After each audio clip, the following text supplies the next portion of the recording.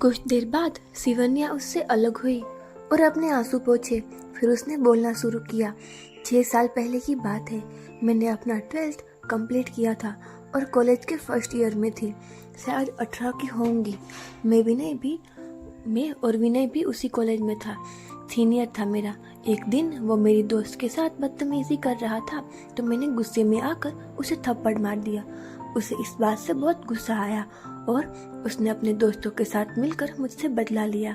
बदले की आग में वो इस कदर गिर गया कि वो ये भी भूल गया कि मैं उसकी बहन हूँ। इतना बोलकर वो वापस रो पड़ी। ईशान को किसी अनहोनी की आशंका हो रही थी। वो बस यही चाहता था कि जो वो सोच रहा है ऐसा कुछ ना हुआ हो। सिवन्या ने फिर से बोलना शुरू किया। एक दिन मैं कॉलेज से अपनी स्कूटी लेकर निकली तो रास्ते में वो खराब हो गई। फिर पता नहीं कहाँ से विनय अपनी गाड़ी लेकर आ गया। उसने कहा कि वो घर ही जा रहा है तो मैं भी उसके साथ बैठ गई। रास्ते में थकान की वजह से पता नहीं कब मुझे नींद आ गई। वो मेरी जिंदगी की सबसे बड़ी भूल थी। काश मैं उस दिन ना सोई होती। फिर उसने आगे कहा, जब मैं उठी तो एक कमरे में बेड पर थी। वो मेरा कमरा नहीं था। फिर मैंने जैसे ही अपनी आंखें खोली तो विनय सामने एक चेयर पर बैठा हुआ था। मैं झट से उठकर बैठ गई। विनय, ये कहाँ लेकर आए हो मुझे घर जाना है। मैं जैसे ही उठने को हुई मेरे पैर उठे ही नहीं।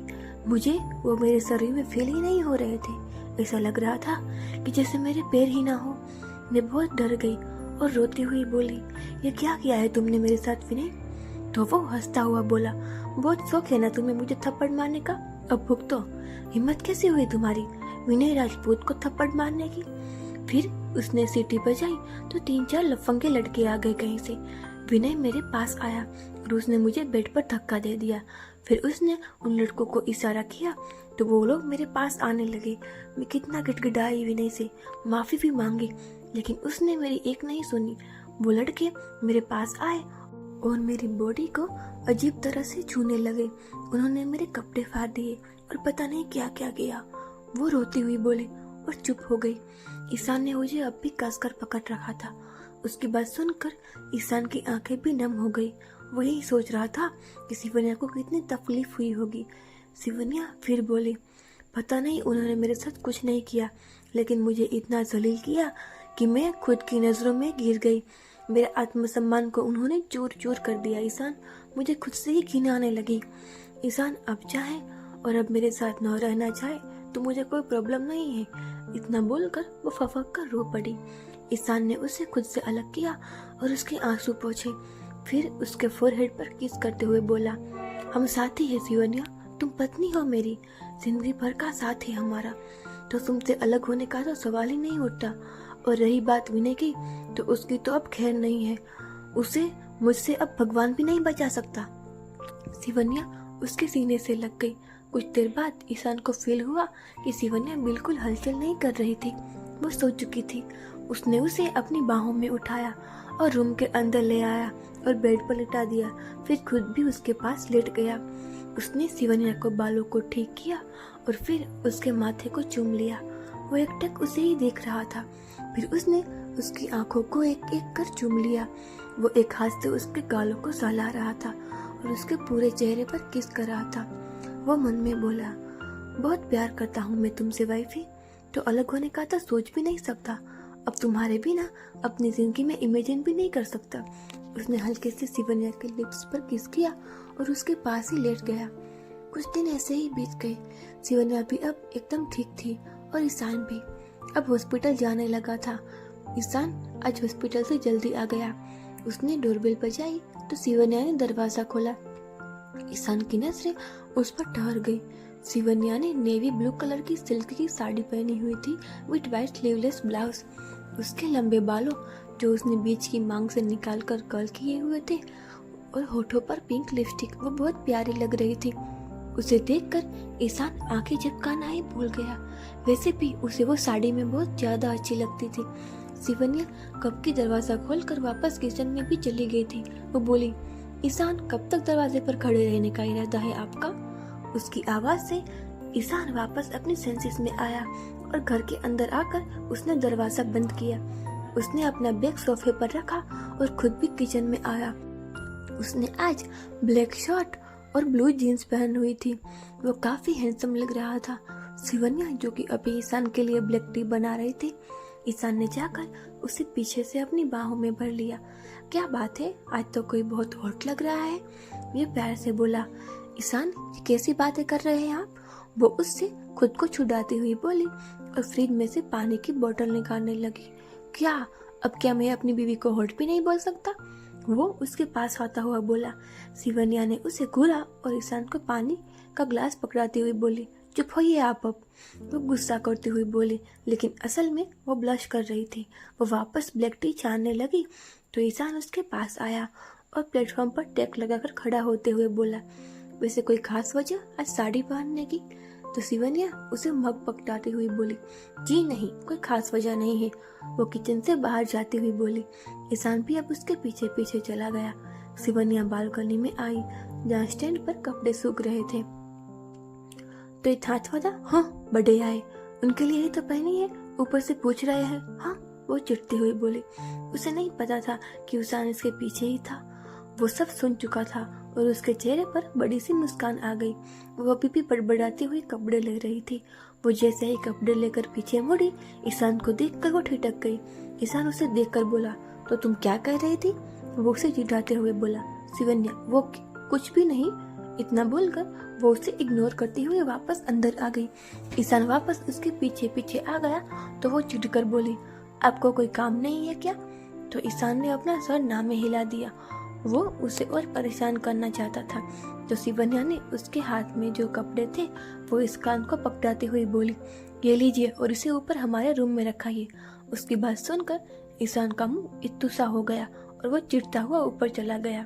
उसे ऐसे देखकर शिवन्या के चेहरे पर मुस्कान आ गई। शिवन्या डिनर बना चुकी थी।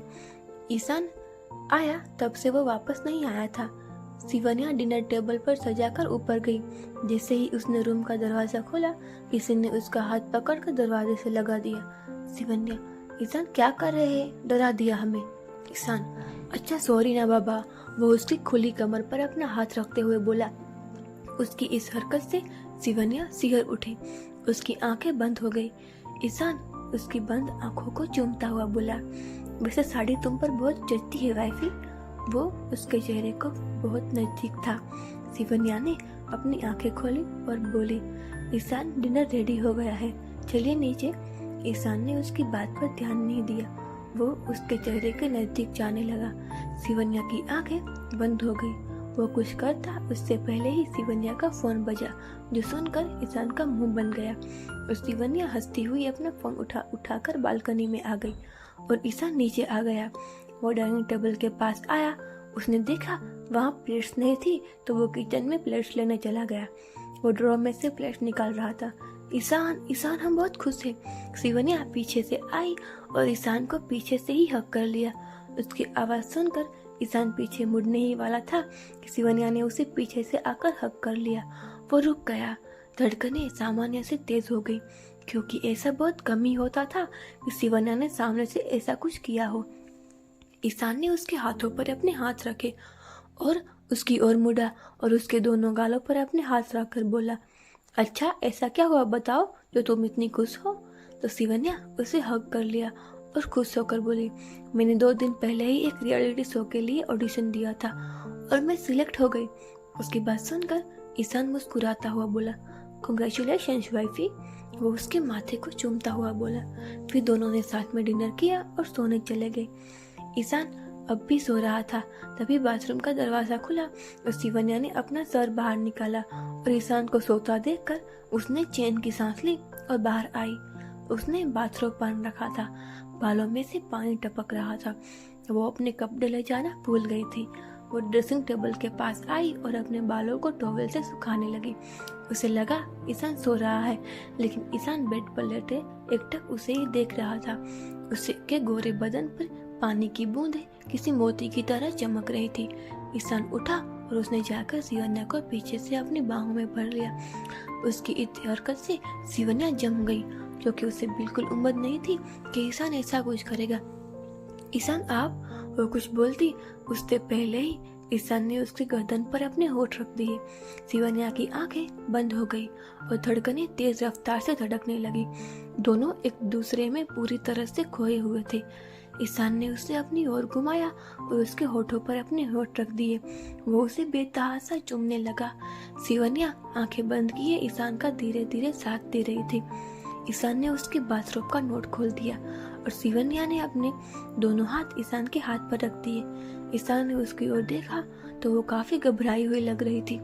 ईशान ने खुद को काबू में किया और शिवन्या का बाथरूम वापस बांध दिया। शिवन्या एकटक उसे ही देख रही थी। ईशान की नज़रें झुकी हुई थी। उसे काफी गिल्टी फील हो रहा था। वो वापस मुड़ा लेकिन शिवन्या ने उसका हाथ पकड़ लिया और उसके सामने आकर खड़ी हो गई। ईशान की नजरें अब भी नीचे ही थी। उसने ईशान के चेहरे को अपने दोनों हाथों से पकड़ा और अपनी ओर किया तो ईशान की नजरें उसकी नजरों से जा मिली। उसकी आंखें नम थी। यह देख शिवन्या को काफी दर्द महसूस हुआ। वो अपने पंजों पर खड़ी हुई और उसने अपने तपते होठ ईशान के होठों पर रख दिए। ईशान और शिवन्या दोनों कार में थे। ईशान हॉस्पिटल जा रहा था और शिवन्या के रियलिटी शो का शूट का आज पहला दिन था।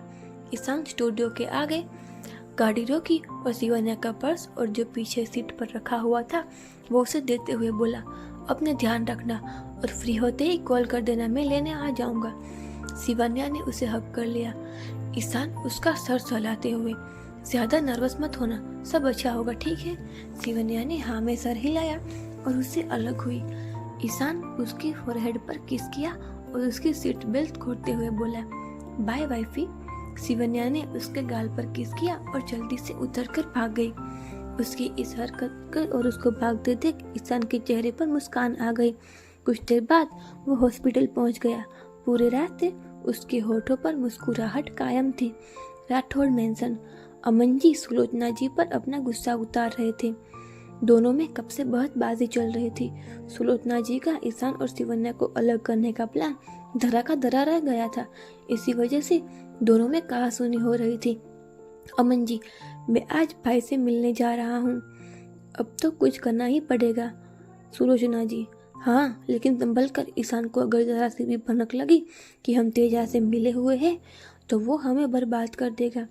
अमन, हाँ, तुम चिंता मत करो, उसे कुछ पता नहीं चलेगा। अनुराधा राठौड़ हॉस्पिटल। ईशान अपने केबिन में बैठा हुआ था, तभी उसका फोन बजा। उसने फोन उठाते हुए ही पूछा, कोई खबर? उसका आदमी, हाँ सर, आज तेजा किसी से मिलने वाला है फैक्ट्री पर। ईशान, नजर रखो उस पर और कुछ हो तो मुझे बताना। उसका आदमी, जी सर। ईशान ने फोन रखना और सामने पड़े पेपर वेट को गोल गोल घुमाने लगा। उसके दिमाग में कुछ चल रहा था। तभी उसका केबिन का दरवाजा नॉक हुआ और उसके सेक्रेटरी जेनी अंदर आई और बोली, सर, एक इमरजेंसी केस है, ऑपरेशन करना पड़ेगा, पेशेंट को ओटी में शिफ्ट किया जा चुका है। उसकी बात सुनकर ईशान उठा और अपने ऑपरेशन वाले कपड़े पहनने लगा। साथ ही वो जेनी से पेशेंट की सिचुएशन भी जान रहा था। केस काफी कॉम्प्लिकेटेड लग रहा था। पेशेंट के ऊपर किसी ने छरी से वार किया था और वो एकदम छाती में उसके हार्ट के एकदम पास था। सबसे मुश्किल था वो छरी को निकालना और खून को न बहने देना। वो ओटी में आया, उसकी पूरी टीम तैयार थी। ईशान ने आगे जाकर पेशेंट को देखा। उसकी छाती में छरी अब भी घुसी हुई थी। उसे देखकर ईशान एकदम जम गया। 20 साल पहले का वो मंजर उसके सामने आ गया। वो एकदम से कांप उठा, उसके हाथ जम गए और उसे बस खून से लथपथ अपनी माँ ही नजर आने लगी, जिनके पेट में चाकू घुसा हुआ था। ईशान बस भूत बना खड़ा था। उसे नर्स कब से कह रही थी, सर सर क्या करना है, लेकिन ईशान को तो जैसे कोई सुना ही नहीं दे रहा था। उसके हाथ कांप रहे थे। वो ओटी से बाहर चला आया। पूरा चेहरा पसीने से भीगा हुआ था और वो अपने केबिन में आया। वहाँ शिवन्या उसका इंतजार कर रही थी। उसका सूट जल्दी ही खत्म हो गया था तो वो हॉस्पिटल ही आ गई। ईशान ने जैसे ही शिवन्या को देखा, वो झाँककर उसके सीने से लग गया। शिवन्या उसको ऐसे देखकर कांप गई। उसने ईशान के पेट पर अपना हाथ रखा और दूसरा हाथ उसके सर पर रखकर सहलाने लगी। क्या हो गया ईशान, अब ठीक तो है ना? उसने फिक्र से पूछा। ईशान, वो अब भी उसके सीने से लगा हुआ था। कुछ देर बाद वो उससे दूर हुआ और शिवन्या को सब बता दिया। शिवन्या ने उसे चेयर पर बैठाया और खुद टेबल पर से पानी का ग्लास लिया और उसे पिलाया। ईशान, शिवन्या मुझसे नहीं होगा, वो बोला। शिवन्या ने उसका चेहरा अपने दोनों हाथों में भरा और बोली, क्यों नहीं होगा? बिल्कुल होगा, और आपसे ही होगा, वो पूरे यकीन से बोली। ईशान ने उसकी आंखों में देखा, पूरे भरोसे के साथ वो बोल रही थी। उसने शिवन्या को अपनी ओर खींचा और उससे लग गया। उसका चेहरा शिवन्या के पेट पर था और उसने शिवन्या की कमर को अपनी बाहों में जकड़ रखा था।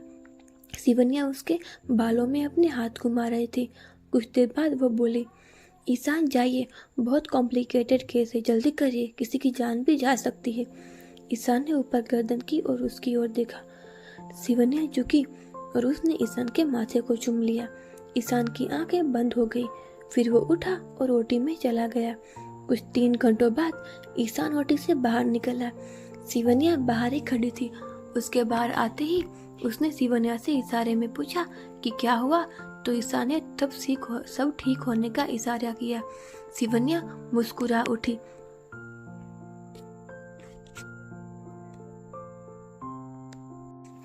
रात का वक्त। शिवन्या बेड पर लेटी हुई कोई बुक पढ़ रही थी। उसने शॉर्ट्स नाइट ड्रेस पहना हुआ था। टॉप हल्का सा ऊपर हो गया था, जिससे उसका फ्लैट पेट झांक रहा था। ईशान वॉशरूम से बाहर आया। उसने शिवन्या की ओर देखा और बेड पर आ गया।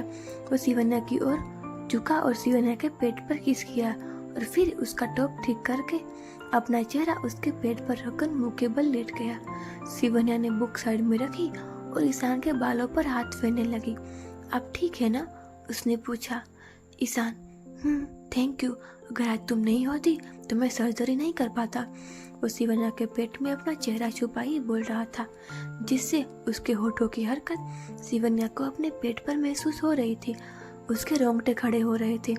ईशान थोड़ा ऊपर हुआ और शिवन्या के चेहरे के पास अपना चेहरा ले गया और उसके फोरहेड पर किस किया। शिवन्या की आंखें बंद हो गई। ईशान, क्या मैं यहाँ अपना सर रखकर सो सकता हूँ?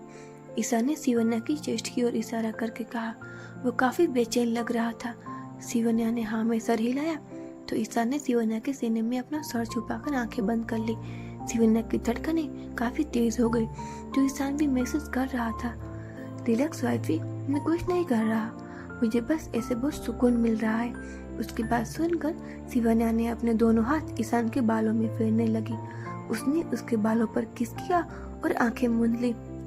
अगर आपको ये कहानी पसंद आ रही है तो चैनल को लाइक और सब्सक्राइब जरूर कीजिए और प्लीज़ कमेंट्स करते रहिए। Thank you.